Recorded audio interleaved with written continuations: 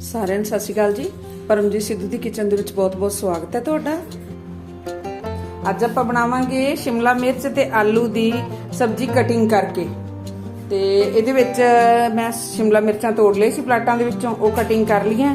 ਔਰ ਆਲੂ ਆ ਜਿਹੜੇ ਉਹ ਮੈਂ ਡਾਈਸ ਦੇ ਵਿੱਚ ਕੱਟ ਲਏ ਆ। ਔਰ ਨਾਲ ਮੀਡੀਅਮ ਆਕਾਰ ਦੇ 2 ਪਿਆਜ਼ ਕੱਟ ਲਏ ਆ। 2 ਮੀਡੀਅਮ ਆਕਾਰ ਦੇ ਮੈਂ ਟਮਾਟਰ ਕੱਟ ਲਏ ਸੀ। थोड़ा जिहा अदरक लैके उन्होंने बरीक फाइन चॉप कर लिया, बिल्कुल बरीक कटिंग कर लिया।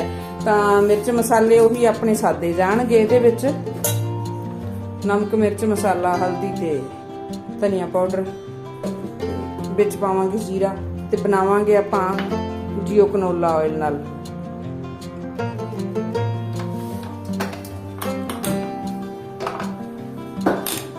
सब तो पहला आपां गैस जला के कढ़ाई रख ली है गरम ऊपर। जीओ कनोला ऑयल पा लांगे आप कड़छी का वारा।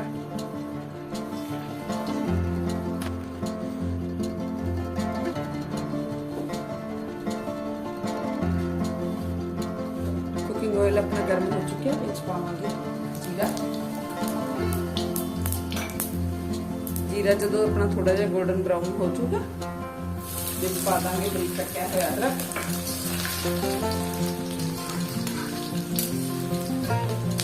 ਅਦਰਕ ਨੂੰ ਲਾਈਟ ਜਿਹਾ ਗੋਲਡਨ ਹੋਣ ਤੱਕ ਆਪਾਂ ਪਕਾਵਾਂਗੇ।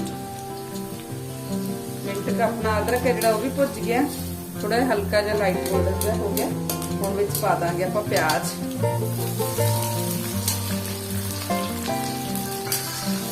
ਇਹਨਾਂ ਨੂੰ ਵੀ ਆਪਾਂ ਥੋੜਾ ਜਿਹਾ ਭੁੰਨ ਲਾਂਗੇ।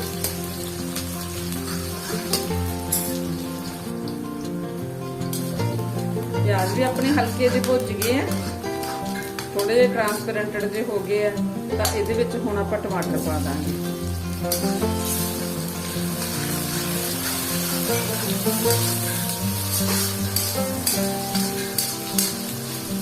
टमाटरां नूं आपां बिल्कुल मैल्ट होण तक विच इन्हां नूं पकावांगे, भी जदों पूरे मैशी जे हो के विच मैल्ट हो जाणगे।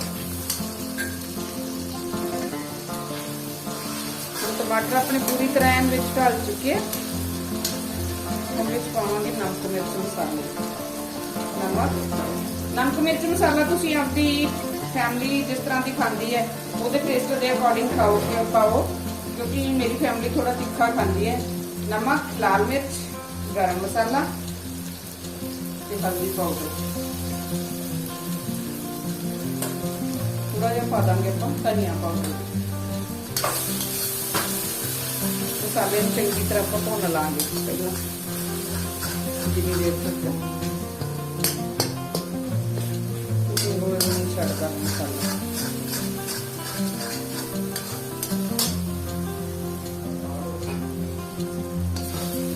थोड़ा जिहा मिर्च मसाले जो अपने भुज गए, फिर विच आपां 2 चम्मच पानी दा पा दांगे।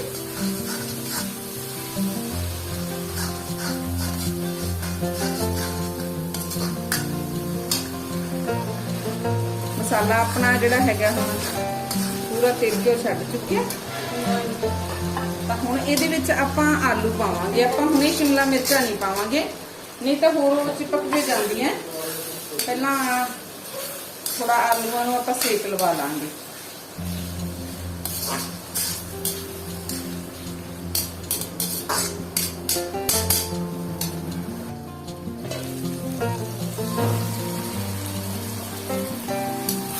ਹੁਣ ਆਪਣੇ ਆਲੂਆਂ ਨੂੰ ਕੱਲਿਆਂ ਨੂੰ ਢੱਕ ਕੇ ਪਕਾਉਂਦਿਆਂ ਨੂੰ ਹੋ ਗਏ 3-4 ਮਿੰਟ।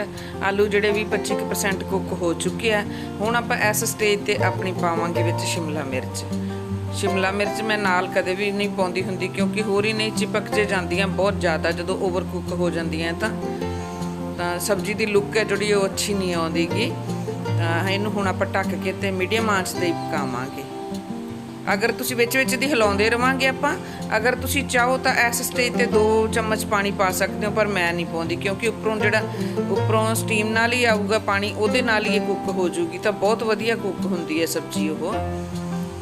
ते जे ये सारी सब्जी पकाउण नूं अपने 10-15 मिनट दे अंदर बन जाती है सब्जी। बहुत वधिया टेस्टी। जिहड़े बच्चे नहीं भी खांदे वो भी इस चीज़ नूं पसंद करदे, इस तरह की बनी हुई सब्जी नूं। 10 मिनटां तो आलू टो के वेख लो। अगर बन गए अपनी थोड़ी जी कसर सी, मैं थोड़ा दम लाने लिए फिर रख दी सी सब्जी।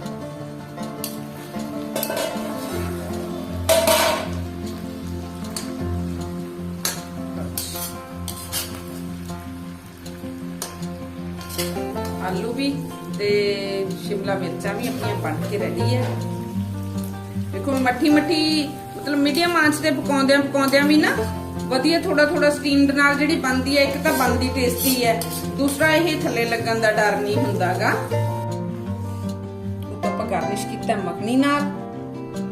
लो जी आलू दी ते शिमला मिर्चां दी कटिंग कीती हुई दी सब्जी बन के अपने कोले रेडी है, जिन्हों उपरों मैं बटर नाल गार्निश किया घर दे मक्खन नाल। और व्यूअर्स इस तरह दी तरीके नाल बनाओगे ना सब्जी तो जिहड़ा बच्चा नहीं भी शिमला मिर्च खांदा वो भी खाण नूं मजबूर हो जाऊगा, इन्नी टेस्टी ते इन्नी वधिया बनदी है। तो व्यूअर्स अगर मेरी अज दी तुहानूं वीडियो पसंद आउंदी है तो इनू लाइक करना, शेयर करना, सबसक्राइब करना मेरे चैनल नूं। और जो व्यूअर्स मेरे चैनल ते फर्स्ट टाइम वीडियो देख रहे हैं प्लीज़ सबसक्राइब जरूर करना। मैनूं कमेंट बॉक्स 'ਚ जरूर दसना भी तुहानूं मेरी अज दी वीडियो किस तरह की लगी। और मेरी सारी वीडियो देखने लिए तुहाडा बहुत बहुत थैंक यू।